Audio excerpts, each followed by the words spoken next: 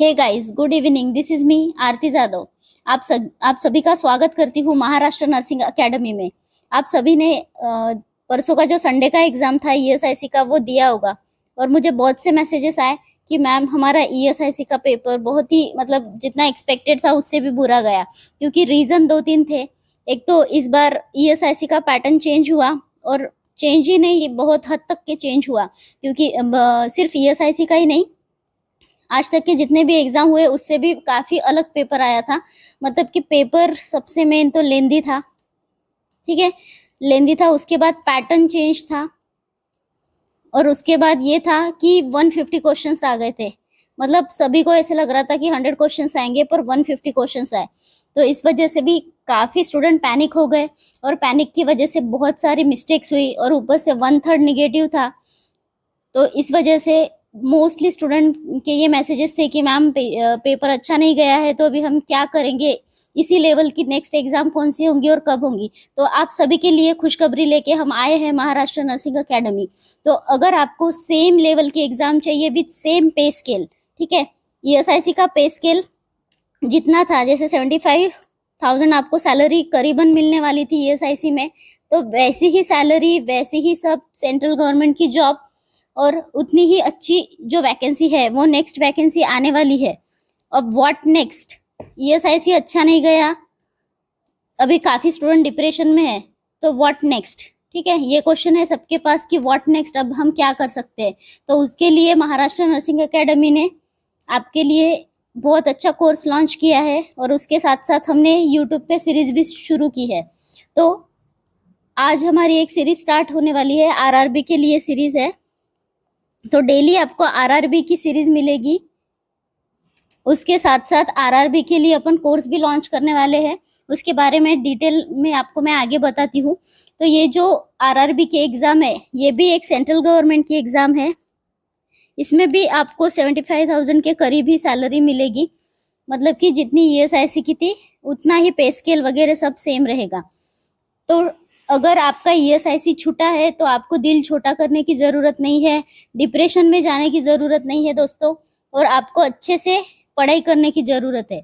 क्योंकि आपने ईएसआईसी को हल्के में लिया था और ईएसआईसी ने इस बार पैटर्न चेंज कर दिया, इसलिए आपको बेसिक से लेके एडवांस तक पढ़ना पड़ेगा। क्योंकि ईएसआईसी में सोशियो से लेके तो एनाटॉमी से लेके तो सारे सब्जेक्ट आए थे, गायनिक से लेके पेडियाट्रिक से लेके सारे सब्जेक्ट आए थे, इसलिए आपको होल एंड सोल स्टडी करनी पड़ेंगी। और इसके लिए महाराष्ट्र नर्सिंग एकेडमी आपके साथ है और इसलिए महाराष्ट्र नर्सिंग एकेडमी ने अपना कोर्स भी लॉन्च किया है। तो आपको अगर कोर्स लेना है तो आप अपना हमारा जो ऐप है महाराष्ट्र नर्सिंग एकेडमी, आप प्ले स्टोर से जाके डाउनलोड कर सकते हैं। प्ले स्टोर से जाके आप ये हमारा ऐप डाउनलोड कर सकते हैं और कोर्स परचेस कर सकते हैं। उसके बारे में मैं डिटेल आपको आगे बताऊंगी। तो इस जो ये जो अपना पहला क्लास है ये अपना है आरआरबी से रिलेटेड, ठीक है।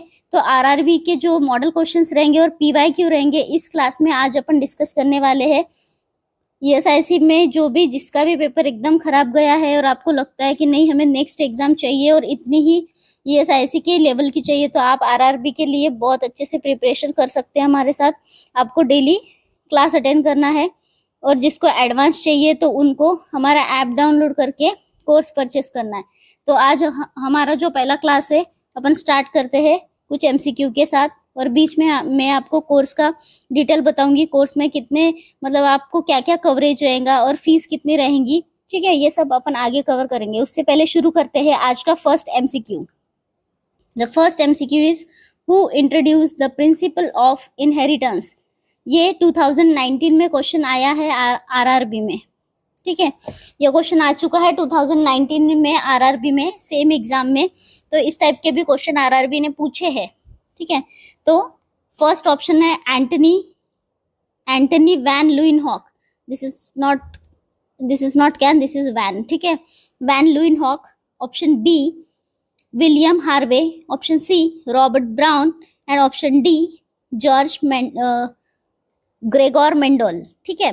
तो आपका जो फर्स्ट क्वेश्चन है उसका आंसर देखने के पहले मुझे बताइए आपने एंटनी लुइनहॉक का नाम सुना है क्या? एंटनी लुइनहॉक इसको ये किस बारे में फेमस है? अगर आपको ये पता है तो आप ऑप्शन इलिमिनेट कर सकते हैं। तो ठीक है, एंटनी लुइनहॉक को फादर ऑफ माइक्रोस्कोपी भी बोला जाता है। ठीक है, ये है Antony Leeuwenhoek, Antony van Leeuwenhoek 1632 1723। ठीक है, ये है Antony Leeuwenhoek. Antony Leeuwenhoek given credit as a father of microscopy. ठीक है, फादर ऑफ माइक्रोस्कोपी के लिए इनको पहचाना जाता है। ठीक है, तो ये तो ऑप्शन आपका नहीं है, आपको पूछा है who introduced the principle of inheritance। ठीक है, तो एंटनी लुइनहॉक तो आपका ऑप्शन नहीं रहेगा। Then next is the William Harvey. Guys, William Harvey is famous for circulation. ठीक है, जो ब्लड सर्कुलेशन है उसके फादर है ये, father of blood circulation, father of blood circulation. ठीक है, तो आपका सेकंड ऑप्शन भी गया। देन थर्ड ऑप्शन है रॉबर्ट ब्राउन।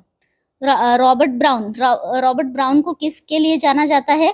इनको जाना जाता है, he discovered the nucleus of the cell. ठीक है, he discovered the nucleus of cell, nucleus of cell. तो ऑप्शन फोर्थ बचा आपका, जो आंसर है ग्रिगोर मेंडल। ग्रिगोर मेंडल ने क्या किया था? 3 प्रिंसिपल्स दिए थे। ठीक है, कौन से प्रिंसिपल्स थे वो? He introduced the principle of inheritance. ठीक है, इनहेरिटेंस। तो इसमें 3 प्रिंसिपल आते हैं। जो फर्स्ट प्रिंसिपल है आपका law of dominance, law of dominance, law of segregation, law of segregation, and third is the law of independent assortment, independent assortment. ठीक है, तो ये तीनों प्रिंसिपल दिए थे आपके ग्रिगोर मेंडल ने, तो इसी को बोला जाता है प्रिंसिपल ऑफ इनहेरिटेंस। ठीक है, तो आपका आंसर रहेगा option D. Guys, option D is the right answer. So next question, ये है आपके Grigor Mendel's 3 law of inheritance. ठीक है, इन्होंने लॉ ऑफ डोमिनेंस दिया था, लॉ ऑफ सेग्रीगेशन दिया था, and law of independent assortment दिया था। ठीक है, so we move towards our next question. इससे पहले मैं आपको हमारा जो कोर्स लॉन्च हुआ है उसके बारे में थोड़ा बता देती हूँ, so that you can download our app and join our course. So RRB staff nurse के लिए हम फाउंडेशन कोर्स लॉन्च कर रहे हैं।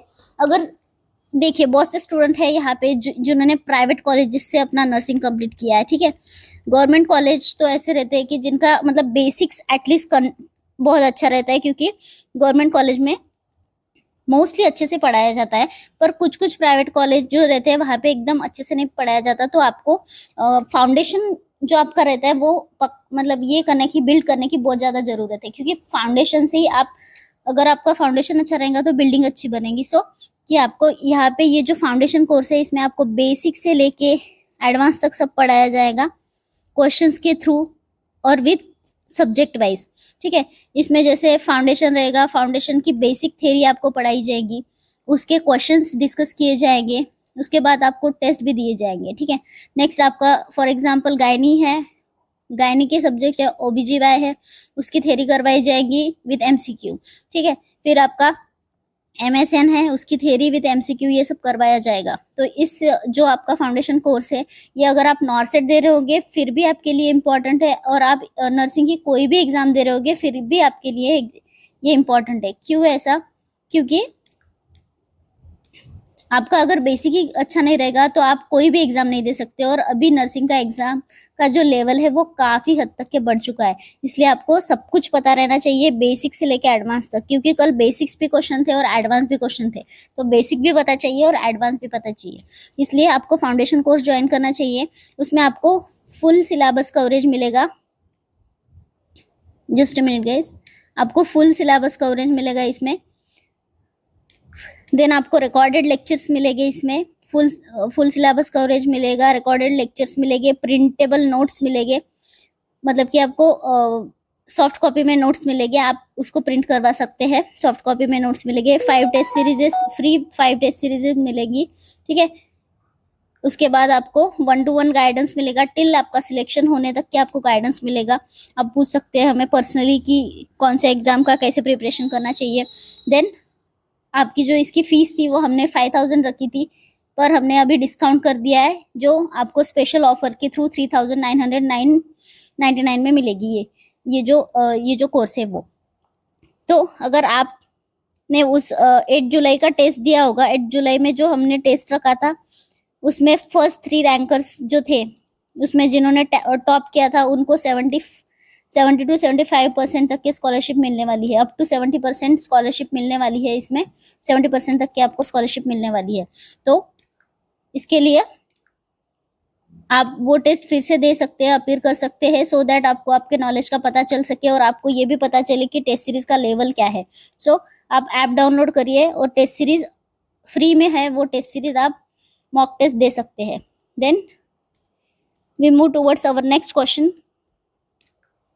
Which of the following does not act as a neurotransmitter? ठीक है, second question is about the neurotransmitter. ठीक है, which of the following does not act as पूछा है अपने को न्यूरोट्रांसमीटर, इसमें से कौन सा न्यूरोट्रांसमीटर नहीं है ये पूछा है आपको।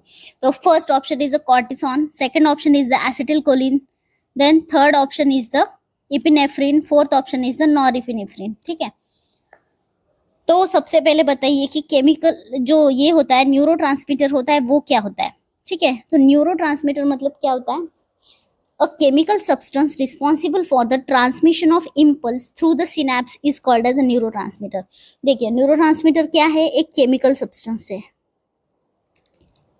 एक केमिकल सब्सटेंस है जो क्या करता है, केमिकल सब्सटेंस क्या करता है आपका, ट्रांसमिशन करता है। किसका ट्रांसमिशन करता है, ट्रांसमिशन ऑफ इम्पल्स। ठीक है, इम्पल्स का ट्रांसमिशन करता है थ्रू सिनेप्स से। ठीक है, तो अभी एक छोटा सा डायग्राम देखते हैं। ठीक है, ये है आपका सिनेप्स, ये है आपका सिनेप्स। ठीक है, यहाँ पे है आपके न्यूरोट्रांसमीटर और यहाँ पे है आपके रिसेप्टर। ठीक है, यहाँ पे आपके रिसेप्टर और यहाँ पे है आपके न्यूरोट्रांसमीटर। तो न्यूरोट्रांसमीटर क्या करते हैं, इम्पल्स ट्रांसमिट करते हैं। ठीक है, इम्पल्स क्या करते हैं, ट्रांसमिट करते हैं। और ये क्या है, न्यूरोट्रांसमीटर एक केमिकल सब्सटेंस होते हैं, वो रिस्पॉन्सिबल रहते हैं ट्रांसमिशन ऑफ इम्पल्स के लिए। जैसे फॉर एग्जाम्पल अगर आप रोटी पका रहे हैं और रोटी पकाते टाइम पे आपको अगर जोर से झटका लगा तो आप हाथ बाजू में क्यों करते हैं, क्योंकि यही न्यूरोट्रांसमीटर एक इंफॉर्मेशन कैरी करते हैं, इम्पल्स देते हैं, इम्पल्स कैरी करते हैं ब्रेन की तरफ। ठीक है, ब्रेन की तरफ इम्पल्स देते हैं, मैसेज भेजते हैं। जैसे ही आपको जोर से झटका लगता है आप हाथ बाजू में करते हैं, तो ये आपका सडन रिस्पॉन्स था, क्योंकि न्यूरोट्रांसमीटर ने इंफॉर्मेशन भेजी with in a second, with in a micro second कि आपका हाथ बाजू में कीजिए, जल जाएगा, इसीलिए आपने हाथ बाजू में किया। न्यूरोट्रांसमीटर की वजह से ये एक्टिविटी हुई। ठीक है, आपको समझ गया इसका एग्जाम्पल। ठीक है, तो इसके बारे में देखते हैं थोड़ा अपन आगे। तो जो न्यूरोट्रांसमीटर्स है उसके एग्जाम्पल कौन से ये आपको पता चाहिए। इसके एग्जाम्पल से एसिटिलकोलिन, लिख लीजिए ये नोट्स में, एसिटिलकोलिन। नेक्स्ट है इपिनेफ्रिन, इपिनेफ्रिन,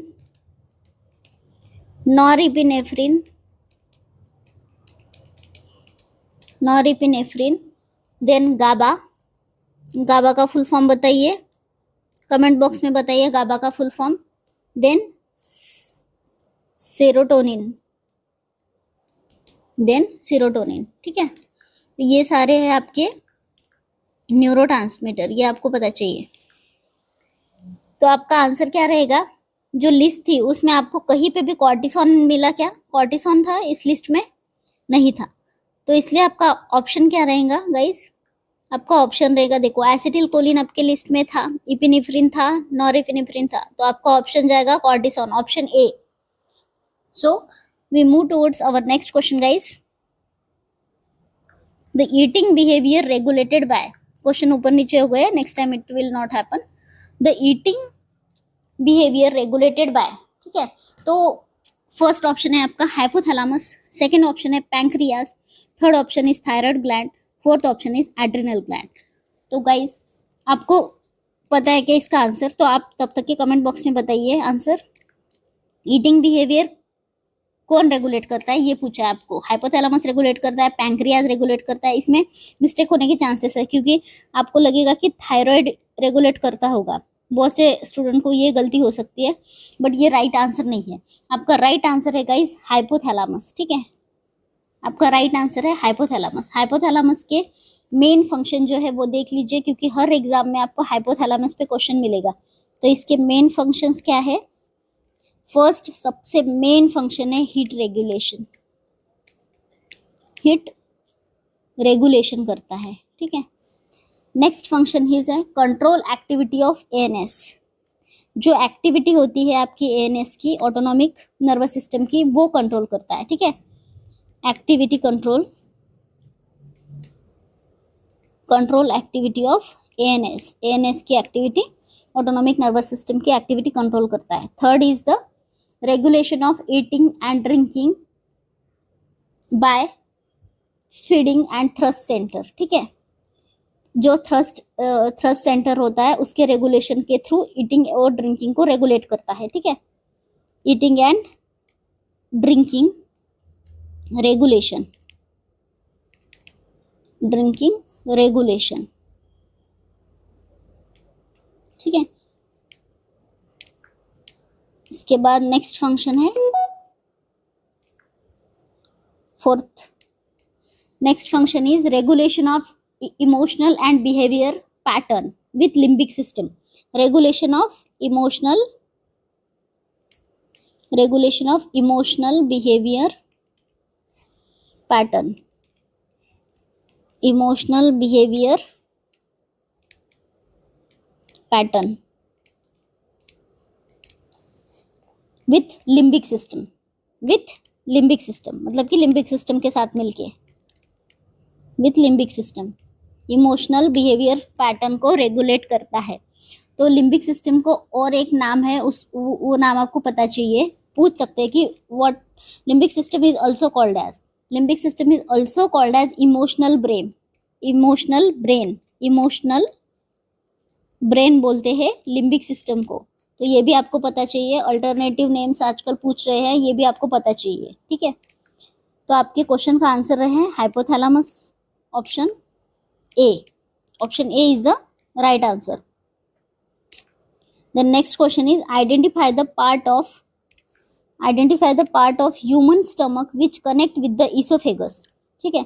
आपको बोला है कि जो अपना ह्यूमन स्टमक है उसका पार्ट है इसोफेगस, उसका पार्ट जो इसोफेगस को फर्स्ट पार्ट जो कनेक्ट करता है उसका नाम आपको पूछा है, ठीक है।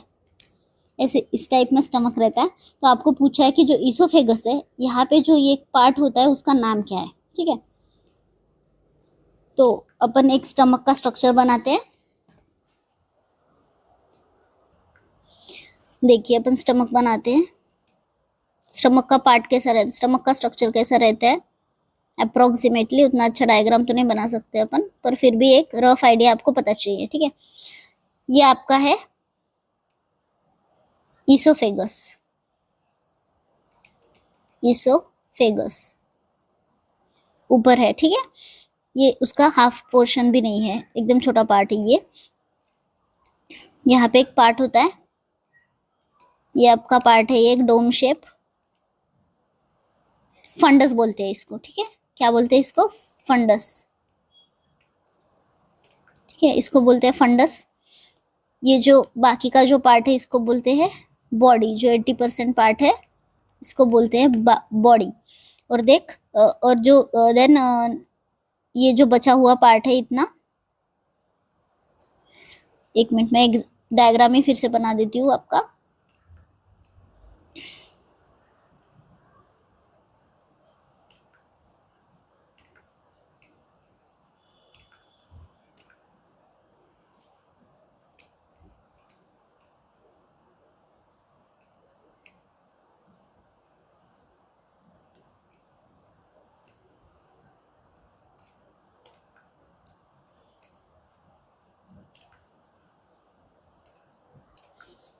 तो गाइस ये है आपका इसोफेगस। इसोफेगस, ये जो डोम शेप है ये आपका है फंडस। देन ये जो पूरा पार्ट है, ये 80% जो पार्ट है ये है आपका बॉडी। देन ये जो पार्ट है आपका ये है पाइलोरस। और यहाँ पे एक पार्ट होता है दैट इज योर कार्डिया। ठीक है, ये जो पार्ट है जस्ट इसोफेगस के नीचे दैट इज कार्डिया। तो आपका आंसर मिल गया होगा दोस्तों। तो देखिए इसमें बोला है आपको first option is fundus, second option is cardia, third option is body and fourth option is pylorus. तो आपका आंसर है कार्डिया, ऑप्शन बी। तो अभी थोड़ा एकदम शॉर्ट में देख लेते हैं। कार्डिया क्या है? Cardia is the region around the opening of lower oesophageal sphincter. ठीक है, इसोफेजियल स्पिंक्टर का और एक नाम होता है, बताइए आप कमेंट बॉक्स में बताइए। इसोफेजियल स्पिंक्टर का और एक नाम है, उसका नाम बता सकते हैं आप। इसोफेजियल, उसको बोलते हैं कार्डियक स्पिंक्टर। इसोफेजियल स्पिंक्टर को और एक नाम है दैट इज कार्डियक स्पिंक्टर। ठीक है, कार्डियक स्पिंक्टर के जस्ट बिलो, जस्ट लोअर एक रीजन होता है, उसको बोलते हैं कार्डिया। ठीक है, तो आपका आंसर है इसका cardia. Then next part is the fundus. ठीक है, just above the cardia the structure will be present which is known as fundus, उसको बोलते हैं फंडस। जस्ट थोड़ा सा ऊपर डोम शेप में होता है, उसका शेप पूछ सकते हैं आपको। ठीक है, उसका शेप है डोम शेप, डोम शेप है। ठीक है, then third part is the body. Body में क्या है? एक तो वो 80% पार्ट है बॉडी प्रेजेंट, होल स्ट्रक्चर का जो बड़ा सा पार्ट है, बड़ा सा हिस्सा है दैट इज बॉडी, 80% पार्ट है वो। ठीक है, और ये सेंट्रल लार्जेस्ट पार्ट है। ठीक है, central largest part. Then fourth part is the pylorus, last part is the pylorus. It connect the body of stomach to the duodenum. ठीक है, जैसे ये आपका इधर से स्टमक आ गया है, फिर उसके नीचे जो पार्ट आएगा दैट इज डिओडेनम। ठीक है, दैट इज डिओडेनम। तो ठीक है, पाइलोरस क्या करता है? आपके जो स्टमक का जो पार्ट है उसको कनेक्ट करता है डिओडेनम से। ठीक है, डिओडेनम से कनेक्ट करता है। तो ये चारों पार्ट पता हो गए आपको, ये मेन पार्ट्स थे, इसको अपन ने डिटेल में पढ़ लिया। ये रहा आपका स्टमक का structure. It is fundus, it is body, it is fundus, it is body, it is antrum, pylorus and cardia. ठीक है, कार्डिया कनेक्ट करता है आपके इसोफेगस को। सो इसके बाद का क्वेश्चन देखते हैं हम। विच of the following digestive enzyme present in the gastric juice is primarily responsible for breaking down proteins? ठीक है, option first is pepsin, second is chymotrypsin, third is the peptide and fourth is the trypsin. ठीक है, तो यहाँ पे main आपको पूछा है कि जो एंजाइम है, डाइजेस्टिव एंजाइम है जो प्रेजेंट रहता है आपके गैस्ट्रिक जूस में, वो प्राइमरीली ब्रेक डाउन करता है प्रोटीन का। ठीक है, इसमें आपको किसका ब्रेकडाउन पूछा है दोस्तों? आपको पूछा है प्रोटीन का ब्रेकडाउन। ठीक है, तो प्रोटीन का ब्रेकडाउन कौन सा एंजाइम करता है दोस्तों? किसी को आंसर पता होगा आप कमेंट बॉक्स में बता सकते हैं। ठीक है, प्रोटीन, जो process of digestion of protein है, फर्स्ट स्टार्टेड कहाँ पे होता है? कहाँ स्टार्ट होता है? स्टमक में स्टार्ट होता है प्रोटीन का डाइजेशन। ये भी पूछा जाता है कहाँ पे स्टार्ट होता है। तो प्रोटीन का डाइजेशन स्टार्ट होता है आपका स्टमक में। ठीक है, फर्स्ट डाइजेशन। तो जो प्रोटीन का डाइजेशन करता है उस एंजाइम को क्या बोलते हैं? Proteolytic enzyme. ठीक है, नाम में छुपा है। ठीक है, प्रोटियोलाइटिक क्यों बोला है? क्योंकि प्रोटियो मतलब प्रोटीन और लाइटिक मतलब कि ब्रेक डाउन करना। ठीक है, नाम में इसका पता है, मतलब ये नाम से ही पता चल रहा है कि प्रोटीन को ब्रेक डाउन कर रहा है, प्रोटियोलाइटिक एंजाइम। ठीक है, तो प्रोटियोलाइटिक एंजाइम क्या करता है? प्रोटियोलाइटिक एंजाइम क्या करता है? एंजाइम आता है, ठीक है, वो एंजाइम कौन सा है वो मैं बताऊंगी आपको आगे। एंजाइम का प्रोसेस क्या है काम करने का? एंजाइम कैटालाइज करता है, क्या कैटालाइज करता है? Conversion of protein into peptide, ठीक है।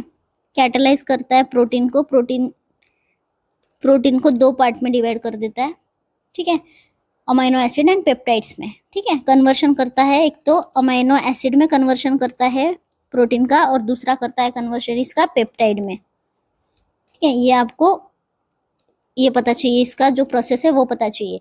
एंजाइम आता है, कैटालाइज करता है प्रोटीन को और उसको किस में कन्वर्ट करता है, एक तो अमाइनो एसिड में और दूसरा पेप्टाइड में, ठीक है।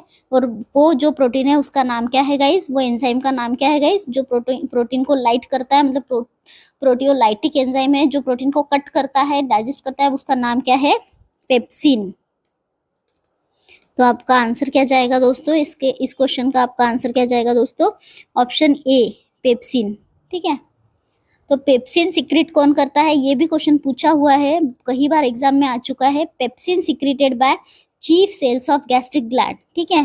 पेप्सिन कौन सिक्रेट करता है, चीफ सेल्स, कौन से cells, chief cells of gastric gland, ठीक है, गैस्ट्रिक ग्लैंड सिक्रेट करता है और वो इनएक्टिव फॉर्म ऑफ पेप्सिनोजेन है, ठीक है। चीफ सेल सिक्रेट करता है, ये आपको पता चाहिए, ठीक है। इसके बाद हम हमारा नेक्स्ट क्वेश्चन देखते हैं, which one of the following symptom is associated with ulcerative colitis, ठीक है, ulcerative colitis. First option is soft stool, second option is fistula, third option is dumping syndrome and fourth option is rectal bleeding, ठीक है। तो आपको यहाँ पे क्या पूछा है क्वेश्चन, समझा आपको, अल्सरेटिव कोलाइटिस में इनमें से कौन सा एक सिम्टम है जो दिखता है, ठीक है, ये पूछा है आपको। अल्सरेटिव कोलाइटिस पता है आपको, तो अल्सरेटिव कोलाइटिस क्या है, ठीक है। एक तो डिसीज होता है आपका आईबीडी, आईबीडी पता है आपको, आईबीडी का फुल फॉर्म किसी को पता है, आईबीडी, आईबीडी का फुल फॉर्म पता होगा तो आप बता सकते हैं कमेंट बॉक्स में। Inflammatory bowel disease, it is inflammatory bowel disease, inflammatory bowel disease. तो इन्फ्लामेटरी बॉवेल डिसीज में दो चीजें आती है, ये आपको पता चाहिए। First is the ulcerative colitis, ulcerative colitis जिसके बारे में हमें क्वेश्चन पूछा है, ठीक है, ulcerative colitis. And second is the guys, second is the क्रॉन्स disease, ठीक है, क्रॉन्स डिसीज, ये दो चीजें आती है आपके आईबीडी में, ठीक है। तो दोनों में डिफरेंस क्या है दोस्तों, अल्सरेटिव कोलाइटिस में और क्रॉन्स डिसीज में डिफरेंस क्या है वो देखते हैं हम आगे।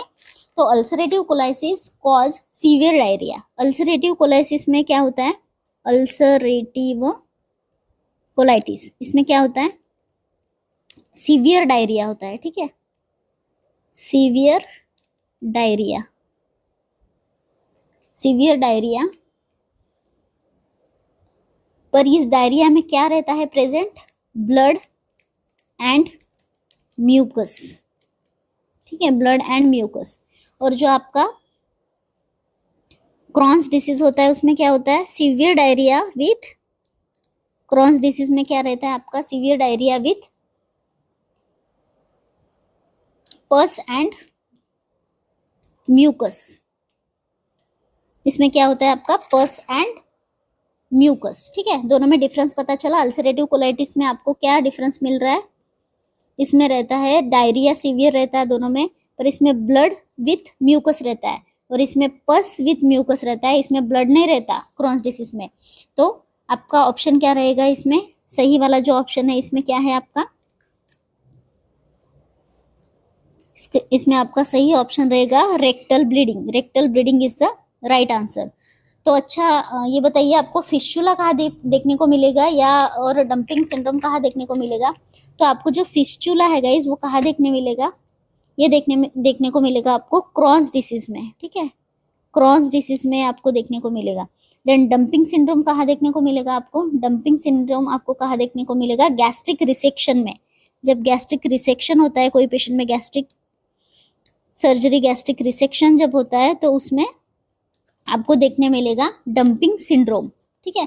तो आज का क्लास आपको कैसे लगा, वो आप बता सकते हैं कमेंट बॉक्स में। और अगर आपको किसी टॉपिक पे क्लास चाहिए तो आप वो भी हमें एडवाइस कर सकते हैं। अभी जल्दी ही आपका आरआरबी का 3 महीने में ये एग्जाम आ सकता है, इसके हाईली चांसेस है। नोटिफिकेशन कई बार दे चुके हैं, आप देख सकते हैं यूट्यूब में, पर इसका ऑफिशियल नोटिफिकेशन जल्दी ही आएगा। 3 महीने के अंदर एग्जाम आएगा आएगा ही आएगा। इसलिए अभी आप ये मत राह नहीं देखते रहेंगे कि जब एग्जाम का नोटिफिकेशन आएगा तब मैं प्रिपेयर करूंगा। इसलिए आज से ही हमारे साथ जुड़िए और तैयारी करिए। डिटेल में अगर आपको कोर्स चाहिए है तो आप हमारा ऐप डाउनलोड करके, Maharashtra nursing academy app download करके कोर्स परचेस कर सकते हैं। तो गाइज मिलते हैं ऐसी ही क्लास के साथ नेक्स्ट वीडियो में। Thank you guys for watching.